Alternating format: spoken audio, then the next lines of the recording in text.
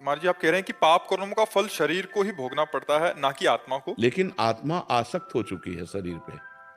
समस्या तो इसी बात की फंस गई ना कि आत्मा शरीर में आसक्त हो सकती है। जैसे तुम ईमानदारी से बताओ, तुम अपने को आत्मा मानते हो, शरीर मानते हो ना?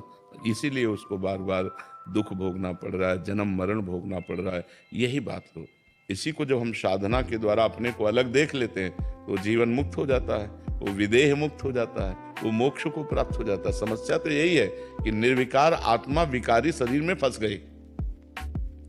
शरीर ने नहीं फंसा, आत्मा ने स्वयं इसको स्वीकार कर लिया। जैसे मैं पुरुष हूं, अब वो मैं है आत्मा और पुरुष है माया। अब आत्मा ने माया को पकड़ लिया और कह रहा है माया ने मुझे पकड़ लिया। उल्टा बोलेंगे ना आप बोलेंगे उल्टा कि मैं तो छूटना चाहता हूं पर माया ने मुझे पकड़ लिया। ऐसे हम पकड़े हैं, हम कहते हैं माइक ने मुझे पकड़ लिया, मैं तो छोड़ना चाहता हूं। तो छोड़ दो, तुम्हें किसने पकड़ रखा है? तुम ही काम को भोगते हो, तुम ही क्रोध करते हो, तुम ही लोभ करते हो, तुम ही मोह करते हो। तुम्हें किसने पीड़ा दी? तुम जब इच्छा करोगे तब आएगा, ऐसे थोड़ी काम आ जाएगा। आप विषयों का ध्यान करोगे, विषयों का चिंतन करोगे तो काम आ जाएगा।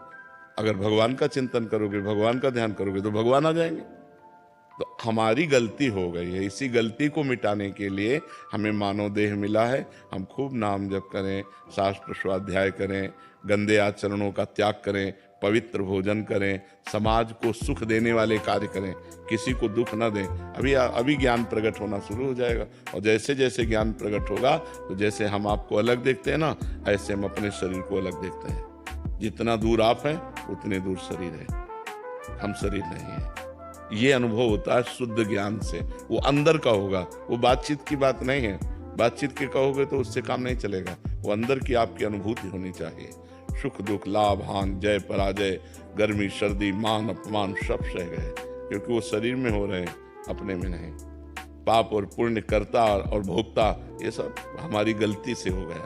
हमने गलती से अपने को स्वीकार कर लिया शरीर। अब ये गलती ऐसे मिटने वाली नहीं कि मैं शरीर नहीं हूं, इतने से थोड़ी निपट जाएगा।